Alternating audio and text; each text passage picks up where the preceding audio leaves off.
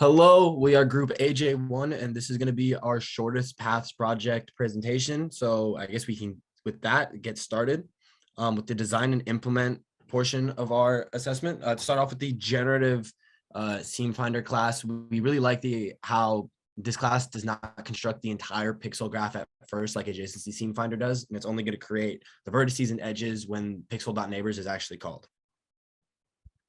Moving on to the topo sort directed acyclic graph solver.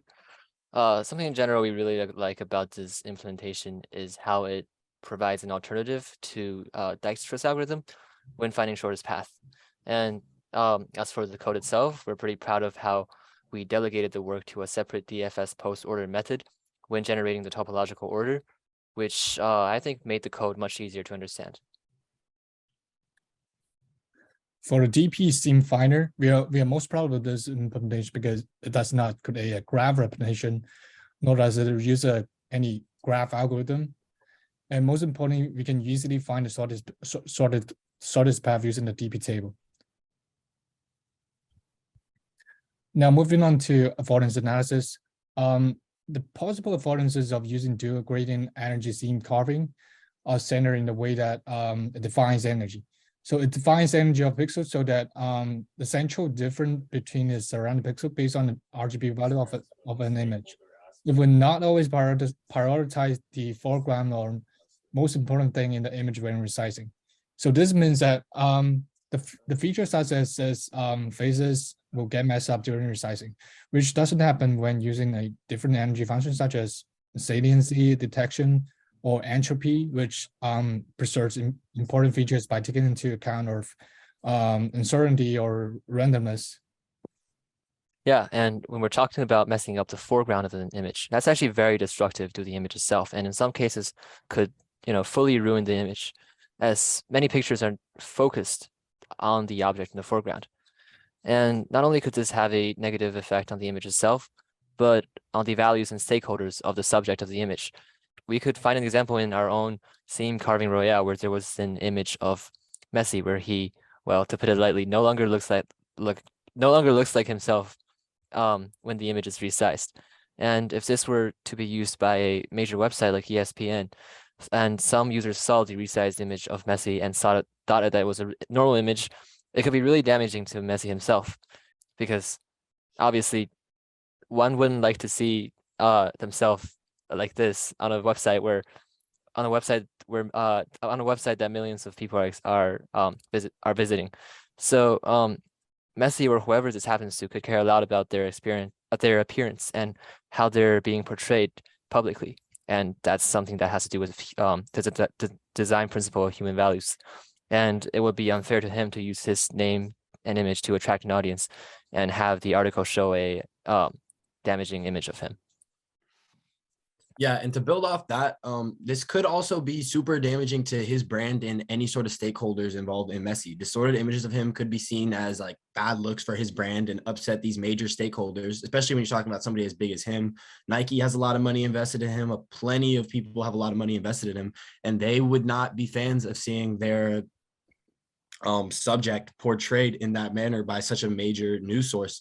And this also applies to all things that could be marketed. If you're getting an article written about you, in most senses, whether you're an athlete, a person, or maybe like even a restaurant, the images on that article are going to be, especially if you're like, say, a restaurant, it's going to be probably a picture of the food you're serving. That food's going to be in the foreground and going to be the focal point of the image.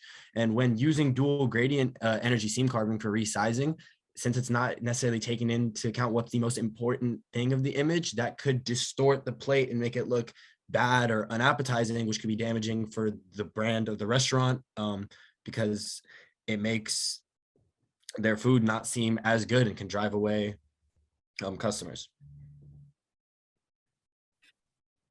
Our next part is experimental analysis. For this, we looked at adjacency list scene finder for running on both topo sort and Dijkstra's algorithm. This is the runtimes for different sizes of inputs. We did the same thing for generative scene finder, and also for dynamic programming scene finder. And this one only has one graph because it doesn't rely on any graph algorithms. Yes, and after looking at these, we found out that Dijkstra's algorithm is faster than TopoSort in both seam finders from our experimental runtime, and that even though TopoSort is faster than Dijkstra in theory, we're not always going to be dealing with the worst case runtime. So topological sort has to process every node and edge between the source and its destination, while Dijkstra's algorithm only has to process every path that is less than or equal to the shortest path, but it won't have to process any path that is greater. From the table of the experimental runtimes, we see that adjacency-less seam finder is faster than generated seam finder in both choices of shortest path solver. This is because adjacency-less seam finder construct the entire pixel graph at first. So the labels of each pixel can be also the labels of each pixel is stored in each pixel class, so it can be accessed instantly. While generated seam finder has to compute whenever the labels of pixel are needed, and the information is never stored. So, which could need to duplicate label calculations. Now, the dynamic programming seam finder actually turned out to be the most efficient seam finder out of the three. And one main reason for that is that it doesn't create a graph representation, nor does it use a graph algorithm to find the seam, which both take up a lot of computational work. And using dynamic programming, we can easily find the shortest path with a DP table, which is what we used instead of graph algorithms. Another reason is that dynamic programming is naturally a very efficient technique because by definition, it will be recording all the answers to each subproblem, and you're going to be avoiding recomputing all those overlapping subproblems for any task. The next part of our project is critique and connect. And for this critique and connect, we decided to talk about the relationship between deepfake and seam finder. And we decided to look at it from the lens of manipulating images and the accuracy of images that you're seeing online. So starting with our seam finder, the goal of seam finding is to resize images to different resolutions, which kind of required us to create a technology that seamlessly removed different parts of a photo. Now, such a technology of discreetly and very convincingly removing parts of a photo is pretty powerful, especially when one considers the other purposes of which it could be used that are not only image resizing. For example, in the original presentation of the seam finding technology, we can already see the technology being used to, for example, remove people from photos. And this image shown here kind of shows it working pretty well. So with this, people can be removed from images, context could be altered, and a different version of reality could be painted. Yeah, so with the technology of deepfake, this power to manipulate has been developed even further. Anyone can use deepfake to convincingly generate new video or audio footage of anyone. So this power, when used, especially when used by somebody with malicious intent, could spread misinformation and create fake news. This runs especially true now while the technology is effective and new, since there are many people who aren't even aware this sort of deepfake is possible. Yeah, and this could potentially cause harm to not only individuals, but also have political and economic impacts.